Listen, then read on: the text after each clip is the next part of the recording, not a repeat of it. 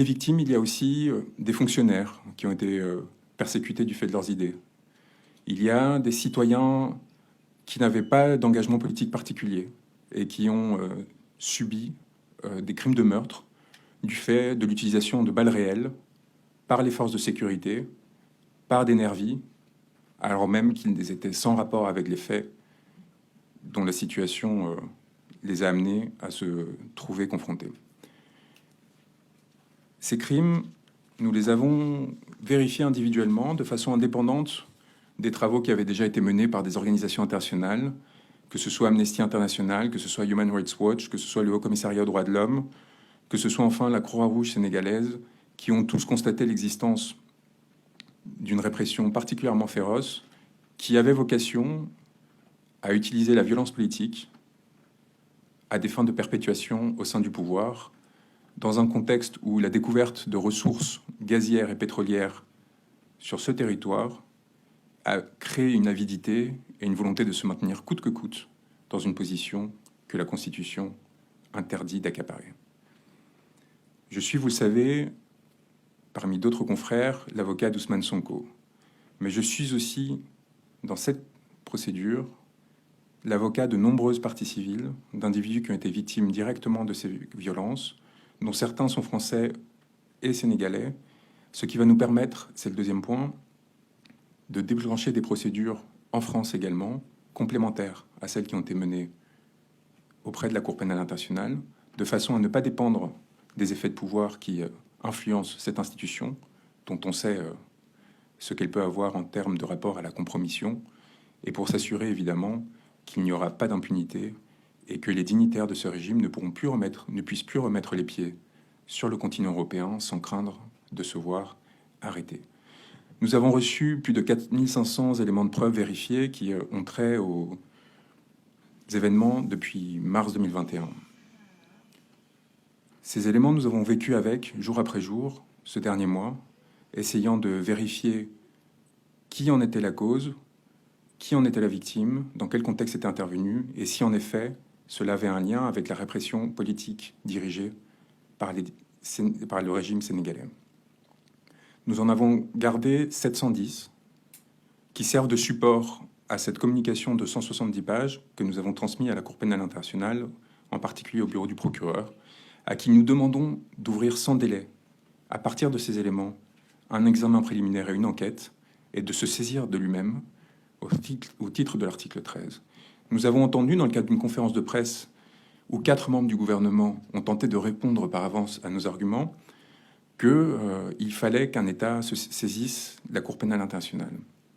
C'est faux. Toute personne, au titre de l'article 15, peut transmettre des éléments à la Cour pénale internationale et au bureau du procureur pour qu'il s'en saisisse. Mais nous prenons les mots du ministre des Forces de la Défense. Nous le prenons au mot et nous lui demandons de saisir lui-même la Cour pénale internationale.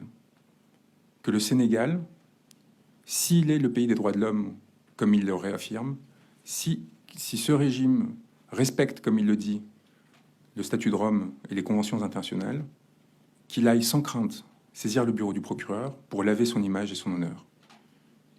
Qu'il tente, et l'on verra alors quelle sera la réaction, et si en effet des crimes contre l'humanité ont ou non été commis.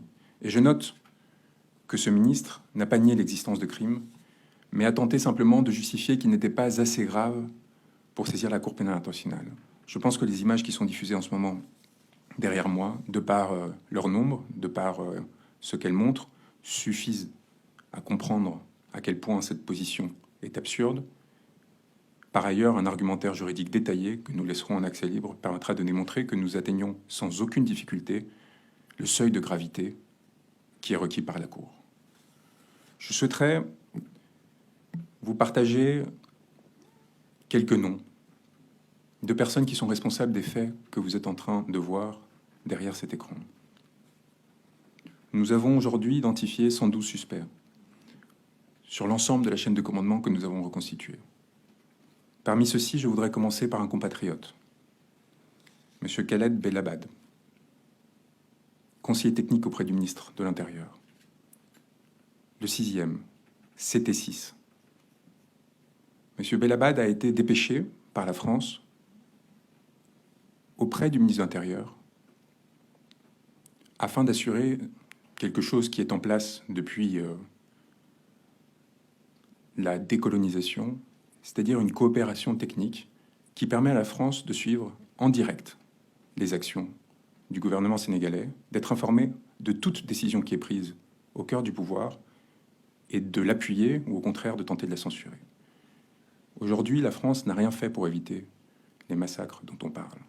La France a continué à fournir des armes, la France a continué à soutenir le régime, la France, aujourd'hui, accueille Macky Sall sans avoir fait une déclaration condamnant les violences en question. M. Belebad a suivi au quotidien les réunions qui organisaient ces violences au sein du cabinet du ministre de l'Intérieur et les a rapportées à son ministère de tutelle, le ministère de l'Intérieur français et aux autorités françaises.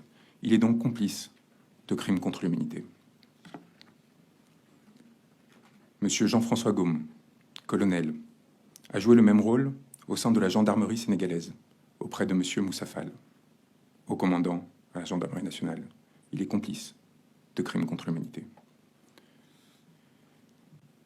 Au sein de la présidence de la République, Monsieur Macky Sall a mis en place un système qui s'appuyait d'un côté sur l'utilisation de forces de l'ordre légales, dont nous parlerons, et d'un autre côté sur l'organisation de ce que l'on appelle des nervis, c'est-à-dire des forces miliciennes, paramilitaires, financées par le gouvernement et par ses fonds spéciaux pour maintenir l'ordre, selon ces termes, pour commettre des crimes contre l'humanité. Il s'est appuyé sur un premier cercle d'intimes, en particulier Mariam Faisal, sa femme, et Amadou Sall, qui ont organisé le recrutement et le financement de ces nervis. Ils sont responsables à titre principal de la commission de crimes contre l'humanité. Au sein de cette présidence, Meïssa Sélé Ndiaye, aide de camp, a participé à l'organisation de ces faits, aux côtés notamment d'un certain nombre d'individus, dont Abdoulaye Sall, dit Lei Kara, le chauffeur du président, qui faisait le lien avec les organisations de nervis. Autour de la présidence, des éléments extérieurs sur lesquels nous reviendrons, dont un certain Farban Ngom, griot, ont joué un rôle extérieur qui consistait à créer des fiefs, à eux-mêmes constituer des groupes paramilitaires, à les armer, de façon à s'assurer que des crimes contre l'humanité soient commis. Afin d'armer ces nervis, la présidence de la République, elle-même, directement, en tant qu'institution, a mis en place des commandes d'armes particulièrement massives dont nous avons retracé dans le moindre détail le cheminement. Ces commandes d'armes ont été organisées avec l'aide d'un intime de Macky Sall qui s'appelle Gabriel Peretz. Gabriel Peretz, à la tête d'une société qui est bien connue, a fait livrer 104 tonnes d'armes à la présidence de la République au deuxième semestre 2022. Ces armes sont en partie encore stockées à l'ancien aéroport Léopold Sédar Senghor et font l'objet de distributions régulières et notamment de placements dans des caches dans certains espaces du territoire sénégalais de façon à pouvoir être mobilisés en cas de crise politique. Ces 104 tonnes d'armes constituent principalement des munitions pour des armes lourdes et des armes légères, ainsi que des armes légères qui ont été livrées et qui sont à disposition de la présidence en dehors de tout contrôle démocratique, comme s'il y avait la possibilité de s'approprier ces faits-là.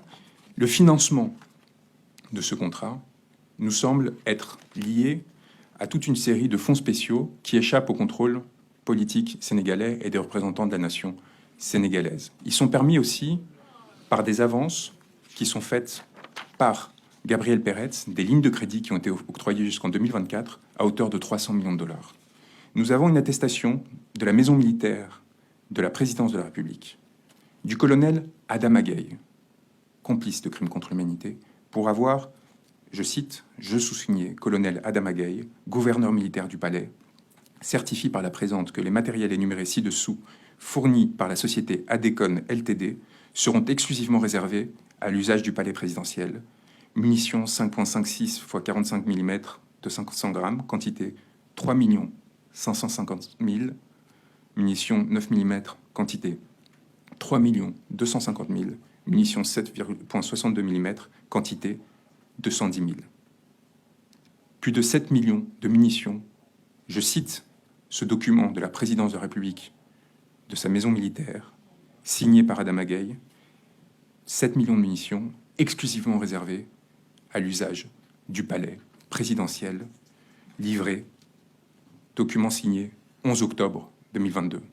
Dans quel régime politique qui se veut démocratique, une présidence de la République se fait livrer à usage exclusif 7 millions de munitions? Et quelles sont ses intentions dans la perspective de l'après?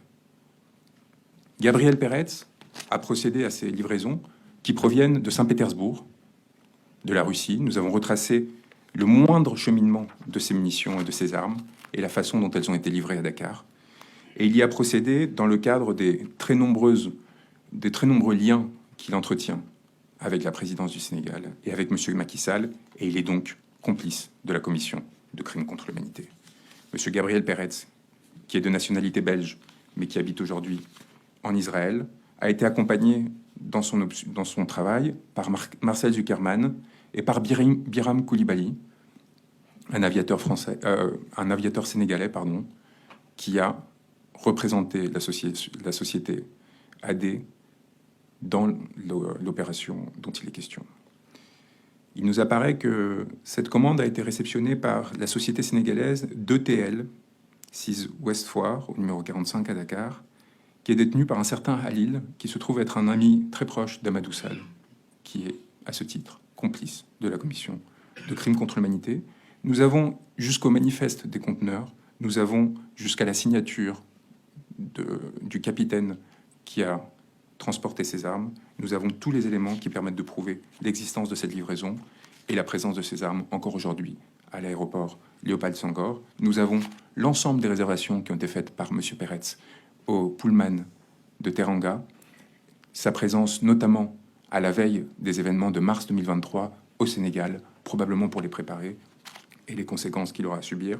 Nous connaissons aussi le nom de ses collaborateurs, les personnes qui l'ont appuyé, et les conséquences qu'ils auront à connaître du fait de cette complicité, aux côtés d'un autre homme d'affaires, évidemment Tierno Ndomba, dont vous avez tous entendu parler, et qui a joué un rôle cardinal dans un certain nombre d'opérations particulièrement étranges, pour rester modeste dans mon expression, d'ordre militaire, de commandes d'armement, qui ont été livrées, là encore, en dehors, dans le cadre de contrats de gré à gré, et qui complètent les éléments que nous avions déjà, qui permettent de déterminer l'existence d'autres contrats de cet ordre-là. Cela avait déjà fait débat dans l'espace public. Vous vous souvenez de ce contrat de 45 milliards de francs CFA avec le ministère de l'Environnement et le ministère des Finances. Nous avons donc les moyens qui sont apportés aussi via la société Norinco chinoise, qui a travaillé sur un certain nombre de ces contrats d'armement, à la présidence. Nous avons la structure de la présidence avec, au cabinet civil, un certain nombre d'individus particulièrement responsables et qui ont été impliqués au premier chef dans l'organisation de la répression et de la légitimation des violences qui ont été commises.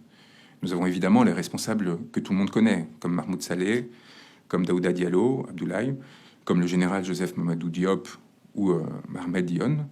Mais nous considérons que les plus responsables au sein de cette présidence ont été évidemment le général Mbaye Cissé et Oumar Wade, qui a été nommé le 6 avril 2023 dernier, dans un contexte particulier, ce qui, à notre avis, est le signe qu'il a eu une certaine difficulté au sein de la présidence pour maintenir son autorité du fait des événements, et ce qui a amené à l'organisation d'un certain nombre de désignations. La commission de violence à des fins politiques exige une impunité. Elle exige aussi d'effacer les preuves de ces crimes. Elle exige enfin un discours qui permette de les justifier. Le ministre de l'Intérieur vous en a fait la démonstration à plusieurs moments. Nous avons découvert que cette organisation discursive, cette tentative de légitimation des faits que nous sommes en train de vous présenter, au sein de la présidence, a été mise en œuvre notamment par Yorodia, qui est le coordinateur de la communication présidentielle, mais aussi par Eladji Malik Gueye et Wandifa Dramé. Au niveau de la communication, ceux-ci ont travaillé de façon coordonnée avec le porte-parole du gouvernement et avec d'autres instances pour s'assurer qu'il y avait une légitimation des actes qui étaient commis. Au niveau de l'organisation de l'impunité, le rôle évidemment d'Ousmane Rouma, qui est notamment important comme conseiller juridique du président de la République dans l'organisation de la légitimation du troisième mandat, mais qui est aussi important, a un rôle cardinal dans la désignation des magistrats, pour s'assurer que les procureurs, que les juges n'enquêtent pas, et pour s'assurer que les enquêtes qui sont lancées n'aboutissent pas. Car il y a encore au Sénégal des magistrats et des fonctionnaires courageux qui essayent de faire la vérité. Mais ce que l'on a vu et ce qui a été établi, c'est que depuis mars 2021, aucun des événements, je dis bien aucun des événements qui sont constitutifs de crimes n'ont fait l'objet, sinon de poursuites, du moins de procédures étant arrivées à leur terme, plus de 26 mois après les faits, ce qui nous amène aujourd'hui à mettre en œuvre la présente saisine.